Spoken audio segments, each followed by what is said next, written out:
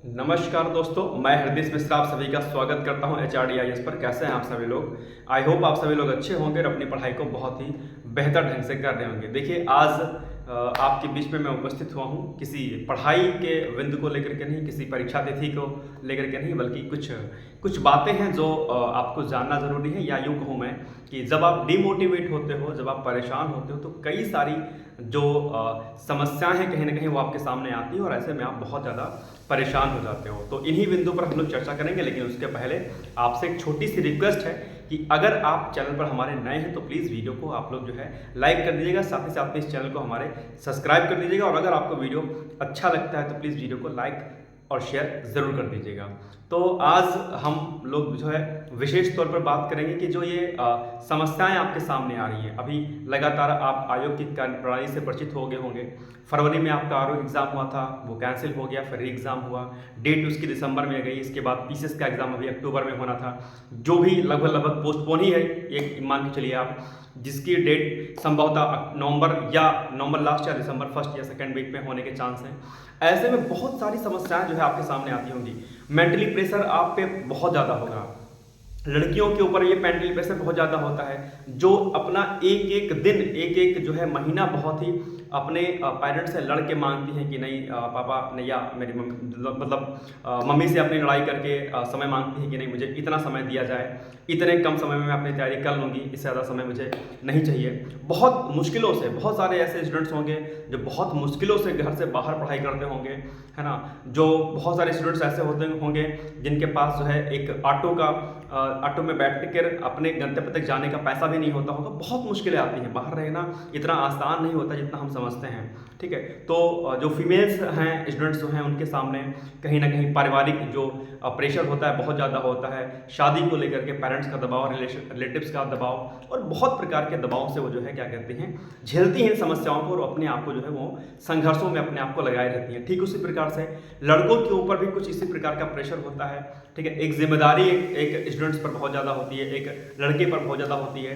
पारिवारिक जो दबाव होता है उसके ऊपर बहुत होता है ना, कि आप घर के बड़े बेटे हो या आप घर के जो है क्या कहते हैं लड़के हो, तो आपके ऊपर जो है कहीं ना कहीं जिम्मेदारी है कि आप अपने पेरेंट्स की अब एक एज के बाद आप अपनी हेल्प करें। और खुद से भी नहीं अच्छा लगता है कि जब हम एक लंबे समय तक संघर्ष कर रहे होते हैं तो वहाँ पर हमें भी लगता है कि नहीं, अब ऐसी स्टेज है कि जहाँ पर हमें अपने माता पिता की हेल्प करनी चाहिए। लेकिन ये जो परीक्षाओं का जो क्रम चल रहा है, ये जो मकड़ जाल है, इसमें हम उलझते चले जाते हैं और जो है हम सफलता से बहुत दूर चले जाते हैं। कई कारण हैं। एक सबसे बड़ा कारण तो ये परीक्षाओं का जो जंजाल है, एक ये भी कारण है। और एक जो दूसरा कारण है, एक ये भी है कि हम कई बार भटकाव में भी आ जाते हैं, ठीक है। हमें लगता है कि हमें ये परीक्षा देनी है, हमें लगता है कि ये परीक्षा देनी है। कभी आप बिहार पीसीएस का फॉर्म फिल करते हो, कभी आप उत्तराखंड का फिल करते हो, कभी आप यहाँ पढ़ते हो। देखो, मैं आपसे इस बारे में एक ही बात कहना चाहता हूँ कि आप बहुत ज़्यादा एग्जाम पर फोकस मत करिए। ये मेरा पर्सनल व्यूज़ है। कोचिंग संस्थान वाले आपको कहेंगे कि आप इस स्टेट का फॉर्म फिल कर दो, उस स्टेट का फॉर्म फिल कर दो, वहाँ कर दो। वो इसलिए कहेंगे क्योंकि उन्हें अपनी टेस्ट सीरीज को सेल करना है, उन्हें अपनी कोचिंग इंस्टीट्यूट के चीज़ों को बेचना है, ठीक है। उनका वो भी गलत मैं उनको नहीं कहता हूँ, ठीक है, क्योंकि भाई सिंपल सी बात है, वो भी अपनी क्या कहते हैं कहीं ना कहीं आमदनी का उनका स्रोत है कहीं ना कहीं। मैं गलत उनको नहीं कहता हूँ, लेकिन ये आपको सोचना है बेसिकली, क्या आप 10 स्टेट पीसीएस के एग्जाम फिल करके आप एग्जाम जो है क्या कहते हैं उसको क्वालिफाई कर सकते हैं, या 10 एग्जाम दे करके क्या आप किसी एग्जाम को क्वालिफाई कर सकते हैं? नहीं कर सकते हैं। ये गलती मैंने पर्सनली की है, इसलिए मैं आपको इस बात को समझा पा रहा हूँ शायद बेहतर तरीके से, ठीक है। कि आज ये जॉब लग जाएगी तो जल्दी हो जाएगा, आज ये एग्जाम दे दूँ, आज SSC का एग्जाम दे दूँ, आज वीडियो का दे दूँ, आज लेखपाल का दे दूँ, आज वो दे दूँ। हम अपने जो हमारा नियत जो लक्ष्य होता है कहीं ना कहीं हम उससे भटक जाते हैं। हम लक्ष्य तो निर्धारित करते हैं कि यार हमें पीसीएस बनना है, हमें आरओ का एग्जाम निकालना है, हमें यूपीएससी निकालना है, लेकिन जब कोई छोटी नौकरी निकलती है तो एक आशा की, एक किरण उम्मीद हमारे सामने नजर आती है कि इस जॉब का, इस फॉर्म को फिल करने के बाद कहीं ना कहीं हमारी नौकरी लग जाएगी। लेकिन दरअसल ऐसा होता नहीं है, क्योंकि हर एग्जाम का अपना नेचर होता है, उसकी प्रकृति होती है और उसी के अनुरूप आपको अपनी पढ़ाई करनी होती है। ये बिल्कुल जरूरी नहीं है कि आप यूपीएससी की तैयारी कर रहे हो और आप लेखपाल के एग्जाम को निकाल लो, नहीं निकाल पाओगे। बहुत सारे स्टूडेंट्स होते हैं नहीं निकाल पाते हैं। तो कोई ये कहे आपसे कि आप यूपीएससी की तैयारी कर रहे थे और आप लेखपाल का एग्जाम ही निकाल पाए, तो वो इससे आपको घबराना नहीं यार। सब चीज़ों की प्रकृति अलग होती है, सबका माइंडसेट अलग होता है, इससे आपको घबराना नहीं, परेशान नहीं होना है इससे आपको। लेकिन आपको इस बात पर विचार करना होगा कि दरअसल व्हाट इज योर एम, आपकी अपना एम क्या है और आपकी अपनी खुशी क्या है। आपके सामने प्राइवेट सेक्टर वाला आता है, वो कहता है कि यार मेरा तो पैकेज इतना है, आप एकदम ललायत हो जाते हो, यार बताओ यूपीएससी की तैयारी कर रहे हैं पीसीएस की, बताओ 4 साल हो गया, 3 साल हो गया है यार, ये तो मेरे साथ ही पढ़ता था, बताओ 2 लाख का क्या कहते हैं 2 लाख 1.5 लाख इसकी मंथली सैलरी हो रही है, बताओ। कोई कोचिंग इंस्टीट्यूट का टीचर आता है, कहता है बताओ हमारा तो करोड़ों का टर्नओवर हो रहा है, एक वीडियो से मेरे इतना पैसा आ रहा है। कोई यूट्यूबर आ जाता है तो आप वो कहता है कि यार बताओ मैं एक यूट्यूब बनाता हूँ, वीडियो बनाता हूँ और मेरा इतना क्या कहते हैं उसका टर्नओवर है, लाखों का टर्नओवर है। तो आप अपने फिर अपना कंपेरिजन किसी के साथ करते हो, यार आप क्या कर रहे हो। मैं ये बात आपको समझाना चाह रहा हूँ कि दरअसल इन सारी चीज़ों से आपको घबराना नहीं है, परेशान नहीं होना है। एक बात आपको विशेष तौर पर ध्यान देनी कि आपका अपना मूल जो है लक्ष्य क्या है। क्या आप पीसीएस की तैयारी करना आपका मूल लक्ष्य था, या किसी ने कहा था कि तुम जाके तैयारी कर लो आरओ की, पीसीएस की, यूपीएससी की, तब तुम आए थे। आपका अपना उद्देश्य क्या है, और आप ये चीज सोचने पर जो है खुद को लगाओ, अपनी अंतरात्मा से पूछो कि आपकी अपनी खुशी बेसिकली कहां पर है। क्या आरओ एग्जाम देकर के, आरओ बन करके आप खुश रह पाओगे, या एसडीएम बन के पीसीएस के थ्रू, या यूपीएससी के थ्रू, या पुलिस कांस्टेबल की वैकेंसी आई है उसके थ्रू, या टीचिंग की वैकेंसी आई है उसके थ्रू। आप 1 या 2 लक्ष्य निर्धारित करो।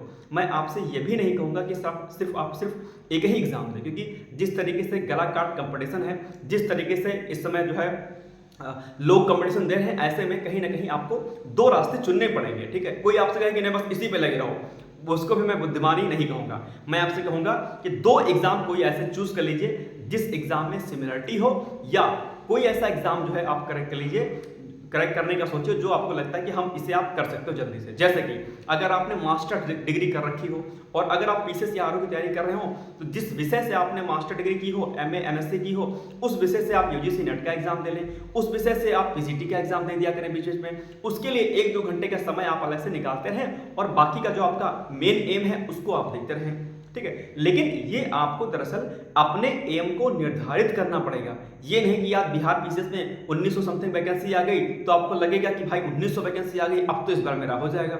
ऐसा बिल्कुल नहीं होता है। वैकेंसी ज्यादा आने पर निश्चित तौर पर जो है क्या कहते हैं, कहीं ना कहीं कट ऑफ फ्लक्चुएट करती है, नो डाउट, बट इसका मतलब ये नहीं हो जाएगा कि वैकेंसी ज्यादा आ गई तो आपका सिलेक्शन हो जाएगा। वैकेंसी अगर एक आती है, अगर आप में दमखम होगा तो आप उस एक पोस्ट के हकदार होंगे। और अगर आप पढ़ने में नहीं अच्छे हैं, मटरगस्ती कर रहे हैं, तो 1900 पोस्ट नहीं बल्कि बिहार पीसीएस में 19 लाख पोस्ट आ जाएगी, तब भी आपका सिलेक्शन नहीं होगा। तो पहले अपने आप को जांचिए, परखिए कि क्या आप में वो दमखम है या नहीं है, उसके बाद आप अलग एग्जाम की तरफ भागिएगा। ये बात मेरे लिए मैं आपको बता रहा हूँ जो बहुत महत्वपूर्ण है आपके लिए जानने के लिए, क्योंकि सिंपल सी बात है, फॉर्म फिल करने में बहादुरी नहीं है। फॉर्म फिल करिए नो डाउट, लेकिन आप अपने लक्ष्य को तय करिए। दूसरी महत्वपूर्ण बात है, किसी के साथ अपना कंपैरिजन मत करिए, क्योंकि एक बात ध्यान रखिएगा, इस समय आज का जो व्यक्ति है भौतिकतावादी जो है सोच में इतना ज़्यादा जो है वो उसके अंदर चला गया है कि कोई व्यक्ति खुश नहीं है। मेरे बहुत सारे मित्र, मेरे लगभग जितने मित्र हैं हर फील्ड में हैं। मेडिकल में बहुत सारे फ्रेंड्स मेरे डॉक्टर हैं, बीबीएस उन्होंने कर लिया। बहुत सारे फ्रेंड्स ऐसे हैं जो आईएएस ऑफिसर हैं। बहुत सारे फ्रेंड्स मेरे ऐसे हैं, कई सारे फ्रेंड्स हैं जो पीसीएस ऑफिसर हैं। बहुत सारे स्टूडेंट्स ऐसे हैं जो फार्मा कंपनीज में, आईटी सेक्टर में हैं। अलग अलग फील्डों में मेरे दोस्त अच्छे हैं, मेरे सीनियर्स, मेरे जूनियर बहुत अच्छी अच्छी पोस्टों पर हैं। मेरी सबसे बात होती है, उनके कॉल्स आती हैं। कोई मुझसे ये नहीं कहता है कि वो अपनी उस पर्टिकुलर जॉब से सेटिस्फाई हैं। कोई खुश नहीं। मैं आप कहेंगे तो मैं इसका प्रूफ दे दूंगा।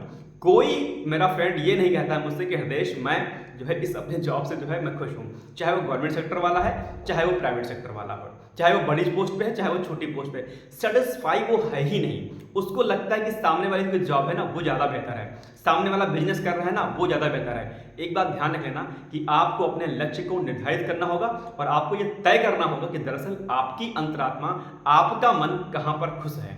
और जब आप ये तय कर लें उसके बाद घनघोर जबरदस्त धुआंधार मेहनत करिए अपने उस लक्ष्य की प्राप्ति करने के लिए। यानी कि अगर आपने निर्धारित कर लिया है कि मेरा लक्ष्य वर्ष 2024 पीसीएस एग्जाम को क्रैक करना है, तो सब कुछ छोड़ दीजिए। और एक बात ध्यान रखना कि पीसीएस का एग्जाम, यूपीएससी का एग्जाम, आरओ का एग्जाम ऐवी नहीं निकलने वाला है जब तक आप अपने को इसमें पूरी तरीके से अपने आप को झोंक नहीं दोगे। ठीक है, जितना ज़्यादा अपने आप को तपाओगे, जितना ज़्यादा प्रैक्टिस करोगे, तभी आपका सिलेक्शन होगा। ऐवी बातें करने से, 10 जगह दिमाग लगाने से, यहाँ का फॉर्म आ गया, वहाँ का फॉर्म आ गया, ये प्राइवेट सेक्टर अच्छा है, आज बिजनेस कर लें, कल को यूट्यूब चैनल खोल लें, कल को फला कर लें, कल को ढिमका कर लें, ये चीज़ें आप करते रहेंगे, सोचते रहेंगे, कुछ नहीं कर पाएंगे। कुछ समय के लिए मैं बस इतना कहना चाहता हूं कि कुछ समय के लिए अपने लक्ष्य पर जो है आप अडिग हो जाइए। ठीक है, कई बार मैंने वीडियो में आपको समझाया होगा कि अर्जुन जो है क्या कहते हैं, जब निशाना लगा रहे थे तो उनका जो लक्ष्य था वो चिड़िया की आंख पर था, लेकिन बाकी लोगों को जो है चिड़िया की आंख के अलावा बहुत कुछ दिख रहा था। जैसे आप लोगों को दिखता रहता है बिहार पीसेस आ गया, एमपी पीसेस आ गया, लेखपाल आ गया, वीडियो आ गया। ठीक है, उनको कुछ दिख नहीं रहा था, मतलब अर्जुन को कुछ नहीं दिख रहा था, उनको दिख रहा था कि बस चिड़िया की आंख है, ये मेरी जो है तीर और कमान है, मुझे इस पर जो है बाण चलाना है और मुझे लक्ष्य को भेदना है। आप ठीक उसी प्रकार से अपने लक्ष्य को निर्धारित कर लीजिए कि दरअसल आपका एम क्या है, और उस लक्ष्य को निर्धारित करने में जो भी डिस्ट्रैक्शन हो उस डिस्ट्रैक्शन से थोड़ा सा दूर हो जाइए। और सबसे जो बड़ी मैं आपसे रिक्वेस्ट करना चाहता हूँ वो ये कि प्लीज़ अगर हो सके तो आप लोग सोशल मीडिया से थोड़ा सा जो है डिस्टेंस बना लीजिए। ये समय जो है सोशल मीडिया का नहीं है, ये समय दरअसल आपकी अपनी पढ़ाई का है। आज आपका वर्तमान अगर आपने इसको संजो लिया, अगर आपने अपने वर्तमान को जो है मेहनत में झोंक दिया, तो आपका भविष्य सुंदर, सुखद और जो है सुनहरा होगा। तय आपको करना है कि अपने वर्तमान को बर्बाद करना है या फिर अपने वर्तमान को संवार करके अपने भविष्य को बेहतर बनाना है। डिपेंड आपके ऊपर करना है, और ये सारी चीज़ें अब आपके ऊपर जो है निर्भर करती हूँ। तो मेरा आपसे बस इतना ही रिक्वेस्ट है कि प्लीज़ आप लोग परेशान मत हो। हाँ, इस बीच में मेंटली प्रेशर बहुत होता है, पेरेंट्स की कॉल आती होगी, है ना, टाइम जिन्होंने दिया होगा पूछते होंगे कि बेटा बताओ अब क्या करें, है ना। लड़कियों के ऊपर बहुत प्रेशर होता होगा, हर दिन कोई ना कोई फोटो उनके जो है व्हाट्सएप पे आ जाती होगी, बेटा बताओ ये लड़का कैसा है, ये लड़का कैसा है। बहुत सारी प्रॉब्लम्स कहीं ना कहीं आती रही होंगी। ठीक है, मेंटली प्रेशर होता होगा। पेरेंट्स ये भी कहते होंगे कि नहीं ठीक है, आप पढ़ाई कर रही हो, एक काम करो कि शादी कर लेना, उसके बाद पढ़ाई करना, शादी के बाद पढ़ाई करते रहना। लेकिन क्या लगता है कि शादी के बाद पढ़ाई होती है? बहुत मुश्किल होती है। मेरे पास ऐसे बहुत सारे स्टूडेंट्स हैं जो शादी के बाद तैयारी कर रहे हैं, लेकिन वो अपनी प्रॉब्लम्स मुझे बताते हैं कि सर ऐसी प्रॉब्लम्स आती है। तो इसीलिए जो है मेंटली प्रेशर बहुत ज़्यादा रहता है। इसीलिए मैं आपसे कहता हूं कि भटकाओ मत रहिए, आपने एम को जो है निर्धारित कर लीजिए और सारी शक्ति आप लोग झोंक दीजिए। ठीक है, तो आप लोग बस परेशान मत होइए, हिम्मत जो है बांधिए, सुबह जल्दी उठने की कोशिश कीजिए, योग और प्राणायाम जो है आप लोग सीखिए। अगर नहीं आता है तो यूट्यूब पे जो है आप लोग करिए। अगर आप लोग कहेंगे तो मैं एक दिन एक सेशन इसी पर मैं अलग से ले लूँगा, अलग से जो है यूट्यूब पे योग और प्राणायाम का, क्योंकि वो बहुत जरूरी है। शिक्षक सिर्फ पढ़ाई करवा रहा है आपसे, वो आपको मेंटली जो है कैसे सही रहे वो नहीं देखता है कि कैसे सही रहें। अभी हाल ही में मुखर्जी नगर में आपने केस सुना होगा, एक लड़के का जो है वो एक्सपायर हो गया। इलाहाबाद में ऐसे बहुत सारे केसेस अक्सर आते रहते हैं, परीक्षाओं से परेशान होकर के विद्यार्थी जो है आत्महत्या कर लेते हैं। हर कोचिंग इंस्टीट्यूट, हर संस्थान जो है विद्यार्थियों को बस टेस्ट सीरीज से लेकर के और बहुत सारे कोर्सेज बेचने के लगता है, लेकिन कोई ये नहीं कहता है कि छात्र को किस तरीके से मोटिवेट होना चाहिए, किस छात्र को उसकी परेशानी क्या है उसके साथ में हमें सपोर्ट करना चाहिए। तो आपसे बस मैं इतनी ही विनती करना चाहता हूँ कि आप परेशान मत हो, बस अपने ऊपर जो है धैर्य धारण करें। और ठीक है, कोई बात नहीं, एक लाइन आपने सुनी होगी कि सफ़र में धूप तो होगी, जो चल सको तो चलो, किसी के वास्ते राहें नहीं बदलती, जो खुद ही आगे निकल सको तो चलो, सभी हैं भीड़ में सभी, जो खुद ही आगे निकल सको तो चलो। ये लाइन शायद आपने सुनी होगी। तो आप परेशान मत होइए, और आप इंसान हैं, है ना, तो आप हताश मत होइए, परेशान मत होइए, अपने ऊपर भरोसा रखिए। सुबह उठिए तो ईश्वर से बस इतनी सी प्रार्थना करिए कि हे ईश्वर, मुझे अपने लक्ष्य की प्राप्ति में जो है मुझे शक्ति दीजिए, मुझे जो है प्रेरणा दीजिए कि अपने लक्ष्य की प्राप्ति कर सकूं और किसी डिस्ट्रैक्शन में ना आ सकूं। और रिवीजन मल्टीपल टाइम कीजिए आप लोग। ठीक है, मैं बार बार कहता हूं, समय आपके पास बहुत कम है, हो सके तो मुख्य परीक्षा पर भी थोड़ा सा समय दीजिए, क्योंकि परीक्षा आपके लगभग दिसंबर माह में होगी। और बाकी कोई समस्या होती है तो निसंकोच होकर के आप मुझे मैसेज करिए, व्हाट्सअप करिए। पेरेंट्स से घबराइए मत, शादी वादी को लेकर ज़्यादा लोड मत लीजिए, जब होनी होगी तो हो जाइए। और हाँ, अपने हक के लिए थोड़ा सा लड़ना सीखिए। पेरेंट्स जो है आपको ज़बरदस्ती बांध नहीं देंगे, ठीक है, कि गाय के तरीके से खूंटे में बांध देंगे कि आप बन जाओगी या बन जाओगे।